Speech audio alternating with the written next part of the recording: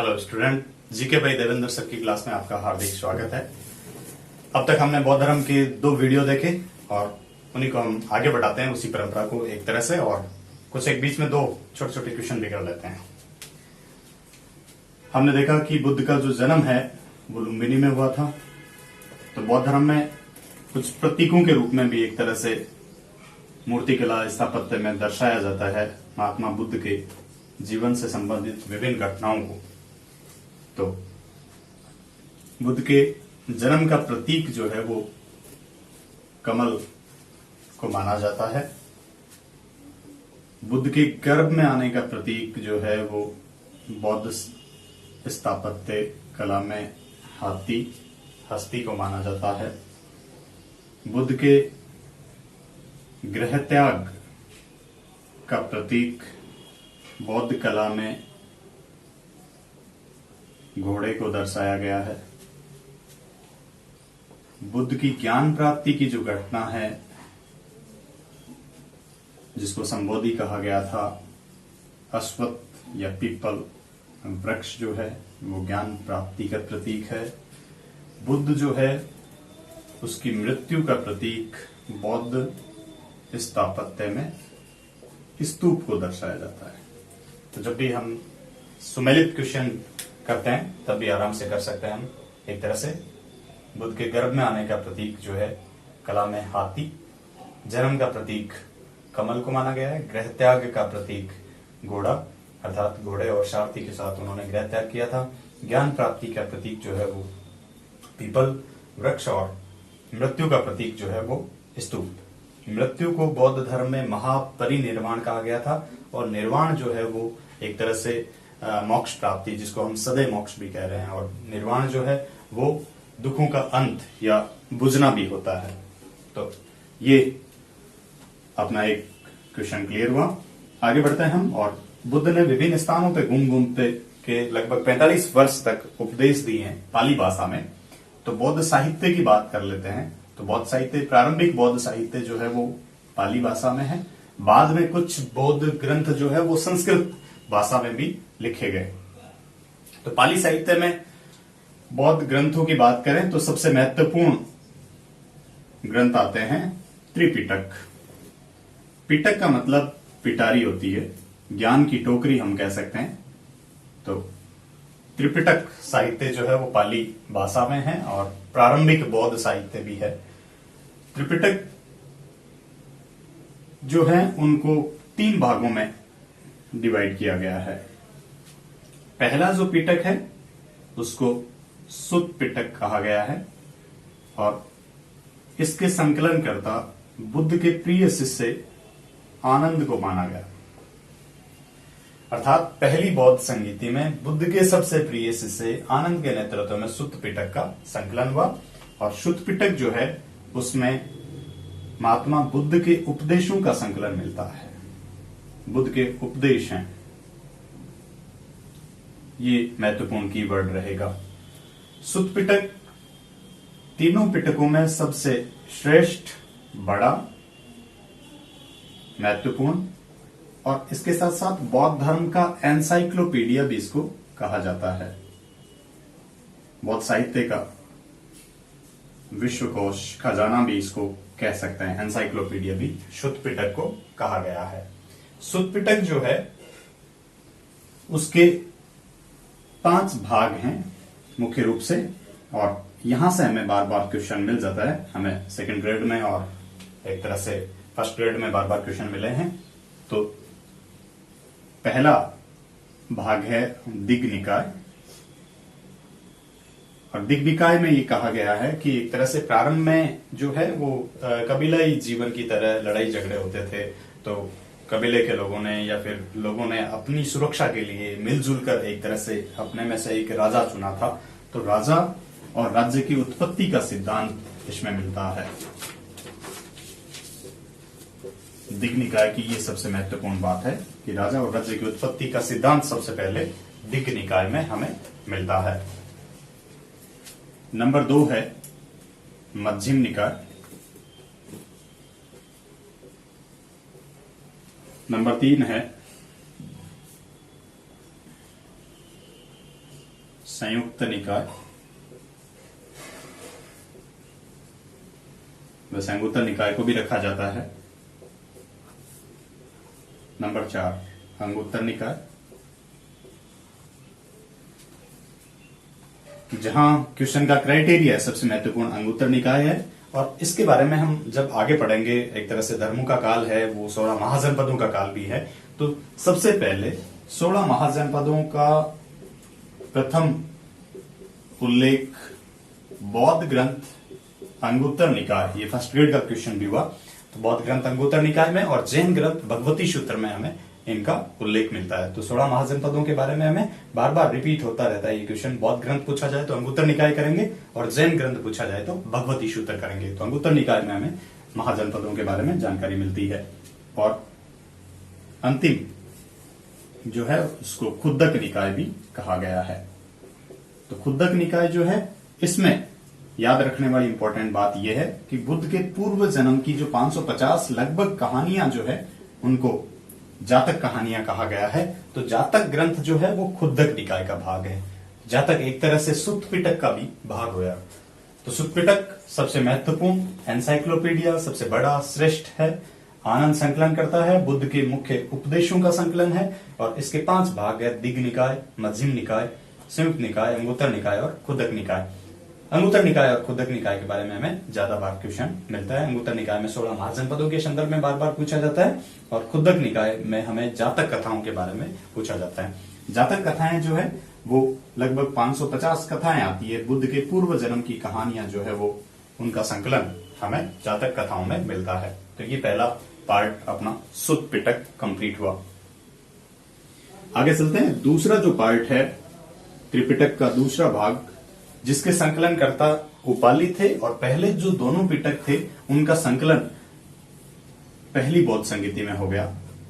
दूसरा पिटक है विनय पिटक। जैसा कि शब्द खुद बताता है, एक तरह से विनम्रता से संबंधित है।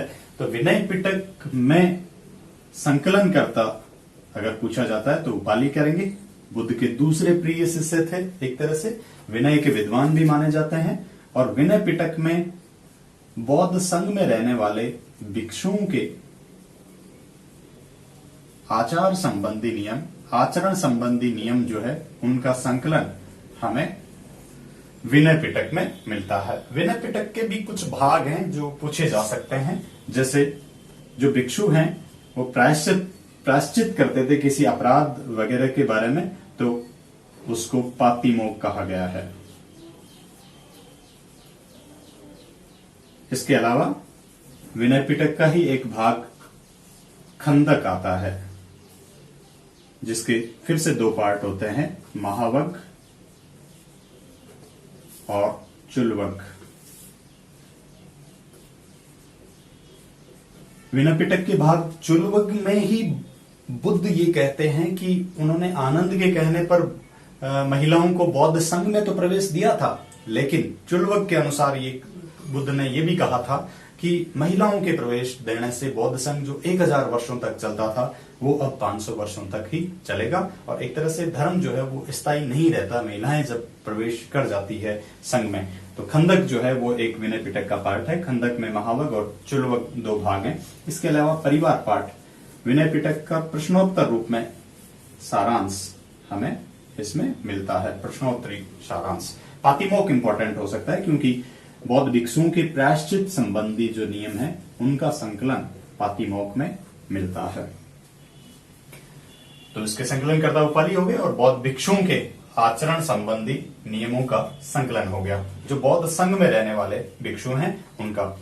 भिक्षुओं के संदर्भ में बात करें तो देखें कि जो बुद्ध हैं उन्होंने बौद्ध भिक्षुओं के जो नियम बनाए, और उन नियमों के आधार पे 2 शब्द बार बार हमें पूछे जाते हैं। सिद्धांतों में भी हम रख सकते हैं, महाव्रत और एक तरह से अणुव्रत, लेकिन ये जैन धर्म से संबंधित है। खासकर अगर हम बात करें तो भिक्षुओं से संबंधित पंचशील हम रख सकते हैं। खासकर महाव्रत और अणुव्रत से समानता भी है, क्योंकि सत्य, अहिंसा, ऐस्तेय, अपरिग्रह जो महाव्रत अणुव्रत जैनियों में आते हैं, वही पंचशील जो है वो बौद्ध धर्म में कहलाते हैं। जैसे सत्य, जैसे अहिंसा, जैसे ऐस्तेय, जैसे ब्रह्मचर्य, जैसे कोमल सैया का त्याग करना, जैसे कंचन कामिनी का त्याग करना,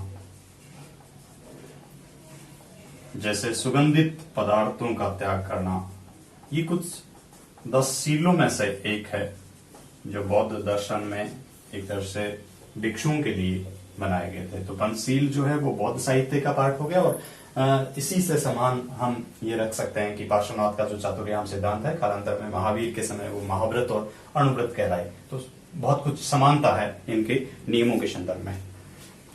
आगे बढ़ते हैं और विनय पिटक के बाद हम तीसरे पिटक की बात करते हैं, अभिधम पिटक। तीनों पिटक पाली भाषा में ही हैं, तो बार बार लैंग्वेज के बारे में जरूरत पड़ेगी नहीं। अभिधम पिटक, अभि का मतलब श्रेष्ठ होता है, धम का मतलब धर्म होता है, और इस पिटक में बौद्ध दर्शन के दार्शनिक सिद्धांतों का विवरण मिलता है। जितने भी दार्शनिक मत है उनका विवरण हमें अभिधम पिटक में मिलता है। और अभिधम पिटक तीसरा पिटक था और तीसरी बौद्ध संगीति में इसका संकलन हुआ। तीसरी बौद्ध संगीति के अध्यक्ष जो है वो मोगली पुत्र तिस थे, और ये बौद्ध संगीति जो है वो पाटलिपुत्र में अशोक के समय आयोजित हुई थी। तो तीसरी बौद्ध संगीति के अध्यक्ष मोगलीपुत्तिश जो है वो इसके संकलनकर्ता माने जाते हैं अभिधम पिटक के। और अभिधम पिटक में बौद्ध दर्शन के दार्शनिक सिद्धांत है। बहुत सारे दार्शनिक सिद्धांत के बारे में हम कहें तो प्रतीत समुत्पाद, क्षणिकवाद, इसके अलावा पंच स्कंद की जो आत्मा के संदर्भ में अवधारणा है, पुनर्जन्म के बारे में जो विचार हैं, वो सारे के सारे अभिधम पिटक में हम रख सकते हैं। बौद्ध दर्शन जो है वो अनात्मवादी दर्शन भी है। बौद्ध दर्शन नास्तिक दर्शन भी कहा जाता है, क्योंकि बुद्ध जो है और खासकर जो जैन धर्म है वो वेदों में विश्वास नहीं करते, इसलिए हम नास्तिक धर्म कहते हैं। ईश्वर में तो उनकी आस्था है। तो अभिधम पिटक के कुछ भाग हैं जिनमें देखें महत्वपूर्ण मोगलीपुत्तिश ही रचयिता माने जाते हैं। और सबसे इंपॉर्टेंट हमें ये पूछा जा सकता है कथा वस्तु। तो कथा वस्तु के रचयिता मोगलीपुत्तिश है और कथा वस्तु अभिधम पिटक का एक पार्ट है। बौद्धों की गीता हमें पूछी जा सकती है खासकर, और धम्पद को बौद्धों की गीता कहा जाता है। धम्पद भी अभिधम पिटक का एक भाग है। हमें सेकंड ग्रेड 2010 का एक क्वेश्चन मिला कि भिक्षुओं के जो नियम थे वो थेर गाथा, और भिक्षुणियों के जो नियम हैं वो थेरी गाथा में मिलते हैं। इसके अलावा महाविभंग और भिक्षुणी विभंग में भी हमें भिक्षु भिक्षुणियों के नियम मिलते हैं। तो थेर गाथा और थेरी गाथा का संबंध भी बौद्ध साहित्य से, अभिधम पिटक से है। भिक्षुओं के जो नियम है वो थेर गाथा में है, और भिक्षुणियों के जो नियम है वो थेरी गाथा में मिलते हैं। इसके अलावा भिक्षुणियों के नियम भिक्षुणी विगम में, विनय पिटक का एक भाग है भिक्षुणी विभंग, वहां भी मिलते हैं। महावग में हमें भिक्षुओं के नियम मिलते हैं। तो ये थेरी गाथा पूछा हुआ क्वेश्चन है, इसलिए इंपॉर्टेंट रहेगा। थेर गाथा के संदर्भ में धम्पद इंपॉर्टेंट है, कथावस्तु इंपॉर्टेंट रहेगा। अभिधम पिटक के एक पार्ट के रूप में मोगलीपुत्तिश जो है वो कथावस्तु के संकलनकर्ता माने जाते हैं। तो सुत पिटक के जैसे भाग डीमास थे, दिग्निकाय, मध्यम निकाय वगैरह। विनय पिटक के कुछ भाग थे खंदक, परिवार पाठ, पातिमोक्ष। अभिधम पिटक के भाग हैं जैसे कथावस्तु, धम्पद, थेर गाथा, थेरी गाथा। थोड़ा सा क्वेश्चन का क्राइटेरिया अगर थोड़ा गहरा होता है तब महत्वपूर्ण बातें रहेगी। तो त्रिपिटक पाली भाषा में है, इंपॉर्टेंट बौद्ध साहित्य है। त्रिपिटकों पर जो कुंजी है, भाष्य है, वो विशुद्धि मग है, और इसका संकलन श्रीलंका में किया गया। त्रिपिटकों की कुंजी कहलाती है विशुद्धि मग। बुद्ध घोष इसके रचयिता माने जाते हैं। पाली में ही एक इंपॉर्टेंट ग्रंथ जिसकी हमने कल बात कर ली थी, जो पूछा जा सकता है, मिलिंद पन्हो, पाली भाषा का ही ग्रंथ है, और इसका शाब्दिक अर्थ मिलिंद के प्रश्न है।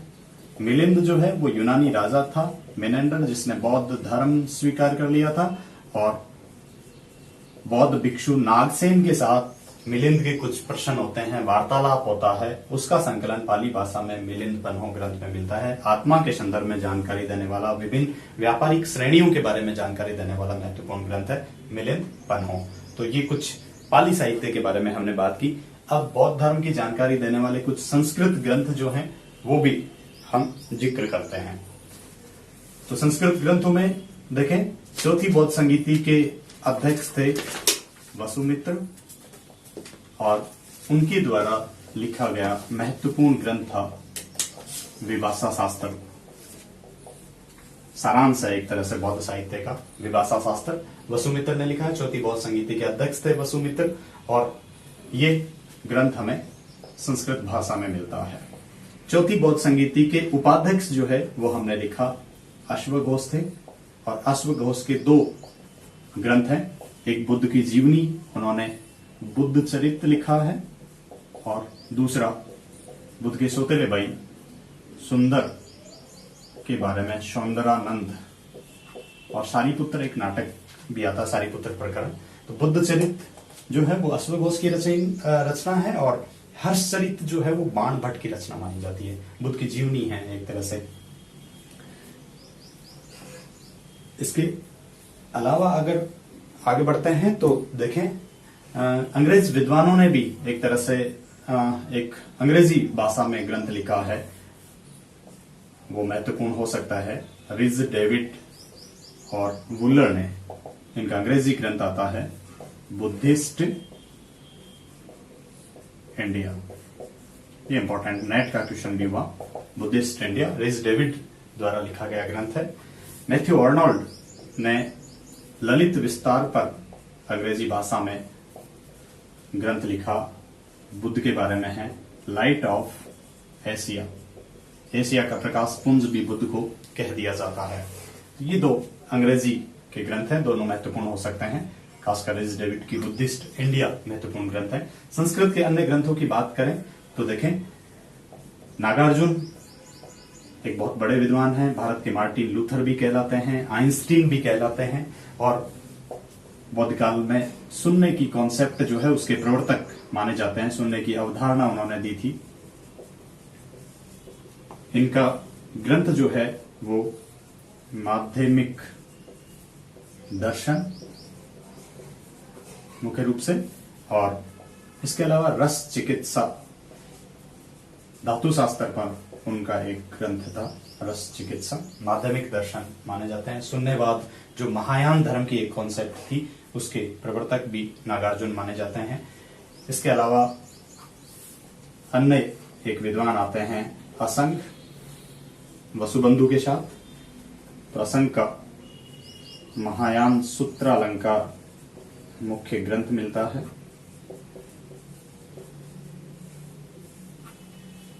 ये कुछ हमें संस्कृत की पुस्तकें मिल सकती है, और खासकर ऑब्जेक्टिव जो क्वेश्चन आते हैं उनमें हमें विभिन्न पुस्तकों के लेखक के संदर्भ में सुमेलित करना हो, या फिर अगर इनमें से गलत छांटना हो तो हम इसको कर सकते हैं।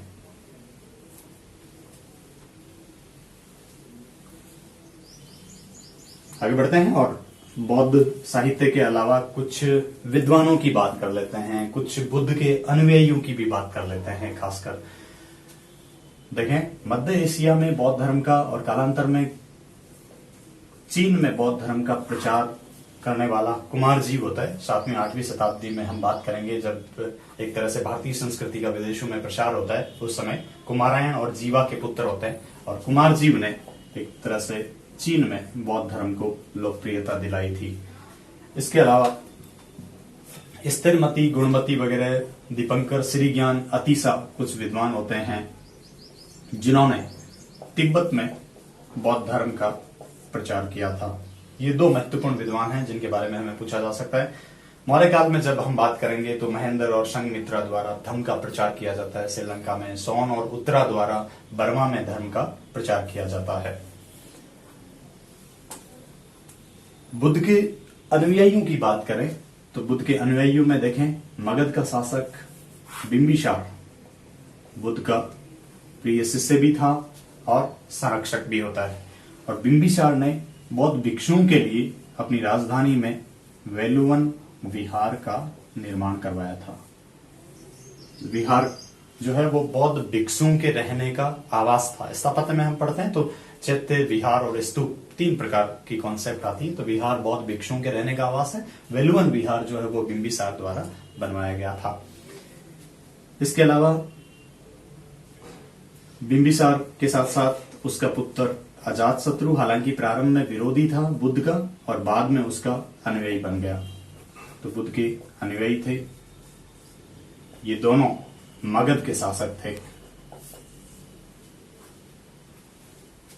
आगे बढ़ते हैं और एक तरह से हम देखते हैं कि जो वत्स का उदयन है वो भी बुद्ध का अनुयायी होता है। कौशल का प्रसेनजीत जो है वो बुद्ध का अनुयायी था। इसके अलावा सूरसेन का अवंती पुत्र जो है शासक वो बुद्ध का अनुयायी था। बुद्ध का अपना स्वयं का पुत्र राहुल, जिसको वो बंधन नाम देते हैं, ये बुद्ध के अनुयायी थे। बुद्ध के पिता शुद्धोधन वो भी कालांतर में बुद्ध के अनुयायी बने। बुद्ध का सबसे प्रिय शिष्य था आनंद, जिसने सुत्त पिटक का संकलन किया। बौद्ध साहित्य में एक तरह से एक राजवैद्य का नाम आता है, जीवक, जो राजवैद्य था। एक तरह से बुद्ध का, बिंबिसार का और प्रसेनजीत के बहुत सारे रोगों का निदान करता है। जीवक जो है वो भी एक तरह से अनुयायी था और एक तरह से इसको खासकर बुद्ध ने अवंती पुत्र के यहाँ पे, प्रसेनजीत के यहाँ पे भी भेजा था। जीवक के साथ साथ हम देखते हैं कि उपाली जो है वो भी बुद्ध का अनुयायी था। तो जीवक के संदर्भ में पूछा जा सकता है राजवैद्य, चिकित्सक कह सकते हैं। सबसे प्रिय शिष्य पूछा जाए तो आनंद हो जाएगा। और इसके साथ साथ हम देखते हैं कि बुद्ध का विरोधी था, बुद्ध की हत्या करने का प्रयास भी किया था हाथी के माध्यम से। देवदत्त जो है वो भी उसके विरोधियों में से एक, हालांकि कट्टर अनुयायी नहीं होता। इसके अलावा हम देखते हैं कि महाकश्यप जो पहली बौद्ध संगीति के अध्यक्ष थे, जिनको अपने समकक्ष बना लिया था बुद्ध ने, अपने वस्त्र दान किए थे। तो महाकश्यप पहली बौद्ध संगीति के अध्यक्ष भी होते हैं और बुद्ध के परम अनुयायी भी थे। अवंती में बौद्ध धर्म का प्रचार करने वाले खासकर महाकत्सायन जो है वो भी बुद्ध के अनुयायी माने जाते हैं। वैसे तो बौद्ध संघ में अपराधियों के लिए जगह नहीं थी, लेकिन श्रावस्ती में एक तरह से बुद्ध ने एक डाकू, प्रसिद्ध जो डाकू था अंगुलीमाल, उसको अपना शिष्य भी बनाया था। तो अंगुलीमाल भी बुद्ध का अनुयायी था। इसके अलावा महिला शिष्यों में हम देखते हैं कि वैशाली की गणिका जो है आम्रपाली बुद्ध की शिष्या थी और आम्रपाली द्वारा बौद्ध भिक्षुओं के रहने के लिए आम्रपाली वन एक विहार का निर्माण करवाया, जिसे बिंबिसार द्वारा वेलवन विहार का निर्माण करवाया जाता है। बुद्ध की बहन नंदा, इसके अलावा बुद्ध की पत्नी यशोधरा बुद्ध की शिष्याओं में से एक थी, बौद्ध धर्म स्वीकार करने वाली, बौद्ध संघ में प्रवेश पाने वाली। उसकी मौसी प्रजापति गौतमी पहली महिला थी। गौतमी भी जो है वो बुद्ध की शिष्याओं में से एक थी। तो आम्रपाली महत्वपूर्ण हो सकती है।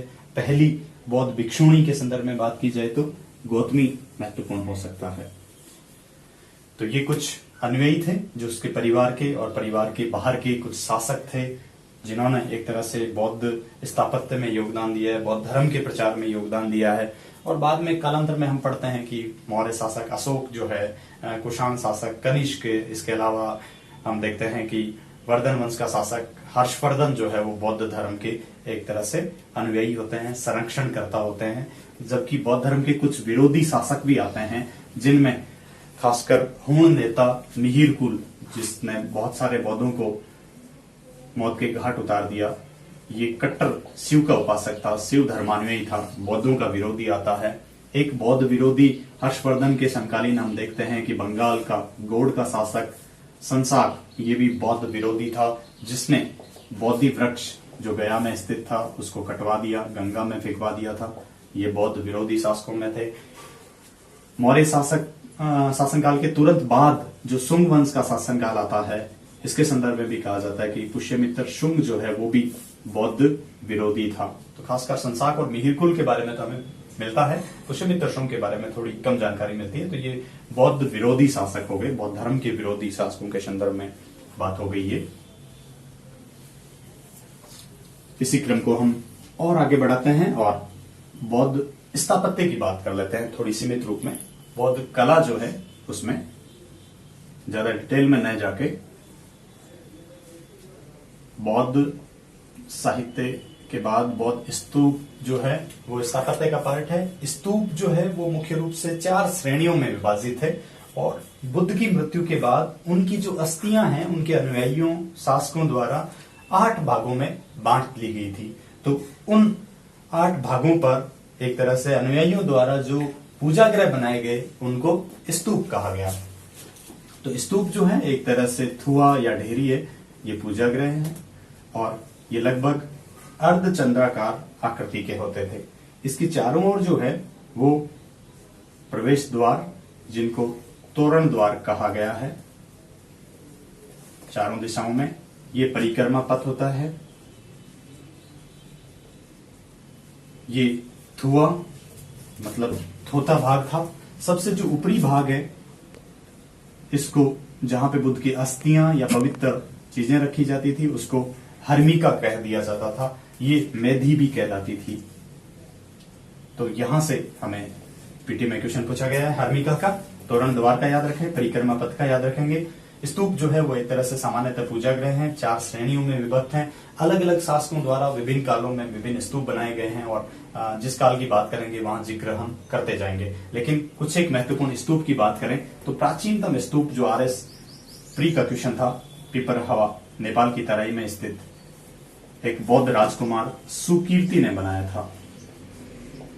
तो ये सबसे प्राचीनतम स्तूप माना जाता है। इसके अलावा स्तूपों में अशोक के बारे में कहा जाता है कि 84,000 स्तूपों का निर्माण करवाया था। तो सांची का स्तूप, बरहुत का स्तूप जो है वो महत्वपूर्ण है। इसके अलावा गुप्त काल में सबसे महत्वपूर्ण स्तूपों में से निर्मित सारनाथ का स्तूप, जिसको धमेक स्तूप भी कहा जाता है, और गहड़वाल रानी कुमार देवी द्वारा इसका एक तरह से पुनरुद्धार कार्य करवाया गया था। ये फर्स्ट ग्रेड का अपना क्वेश्चन हुआ। तो स्तूपों में पिपरवा, सांची, बरहुत, अमरावती के बहुत सारे स्तूप हैं। बौद्धों का पूजा गृह हम स्तूप के संदर्भ में कह सकते हैं। बुद्ध की अस्थियों को अलग अलग भागों में बांटा गया। 8 स्थानों की चर्चा हम आगे करेंगे। स्तूप के साथ साथ पूजा गृह जो है वो बौद्ध धर्म में चित्ते, वो भी पूजा गृह है। अगर स्वतंत्र जमीन पे निर्मित भवन है तो वो स्तूप है, और अगर गुफा में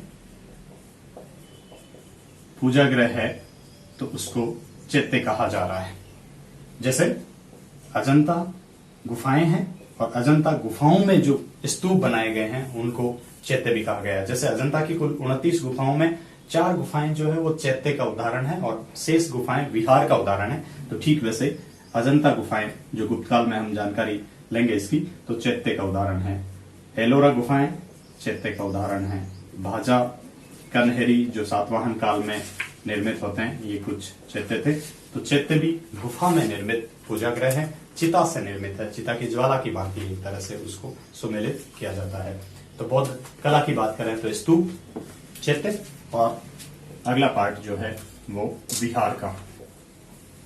बौद्ध भिक्षुओं के जो रहने का आवास था, बौद्ध भिक्षुओं के लिए निर्मित जो धर्मशाला थी उसको विहार कहा जा रहा है। बौद्ध भिक्षु संघ के लिए भिक्षु भिक्षुणियां जहां पे रहती थी वो विहार है। जैसे हमने अभी बात की कि बिंबिसार ने जो विहार बनाया था तो वेलुवन विहार था। अशोक ने अपनी राजधानी पाटलिपुत्र में बौद्ध भिक्षुओं के लिए जो विहार बनवाया उसको अशोकाराम विहार नाम दिया गया। जेत राजकुमार से खरीदा गया अनाथ पिंडक द्वारा जेतवन विहार था, ये भी एक तरह से विहार का उदाहरण हुआ।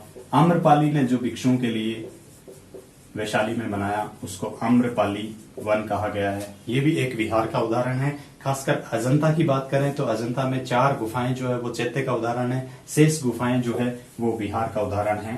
तो अजंता भी एक तरह से हम विहार की श्रेणी में रख सकते हैं। ये हुई स्थापत्य की बात, स्तूप, चैत्य, विहार। हमें प्री में बहुत सारे क्वेश्चन जो है यहाँ से मिल सकते हैं, खासकर स्तूप के बारे में और खासकर विहार के बारे में ज्यादा पूछे जा रहे हैं। चैत्य के बारे में हमें सातवाहन काल में ज्यादा क्वेश्चन पूछे जाते हैं, तो जब भी उसकी बात करेंगे तो हम डिटेल से बात करेंगे। अजंता एलोरा गुफाओं के बारे में हम डिटेल से गुप्त काल में बात करेंगे। तो हमारा आज का वीडियो जो है वो साहित्य और स्थापत्य कला पर निर्भर था। हमारे वीडियो को ज्यादा से ज्यादा लाइक और शेयर करें, चैनल को सब्सक्राइब करें। आगे भी इसी क्रम में हम और ज्यादा जैन धर्म और उसके बाद महाजनपद काल और बौद्ध धर्म की शेष जो बातें हैं उसका जिक्र करेंगे। धन्यवाद।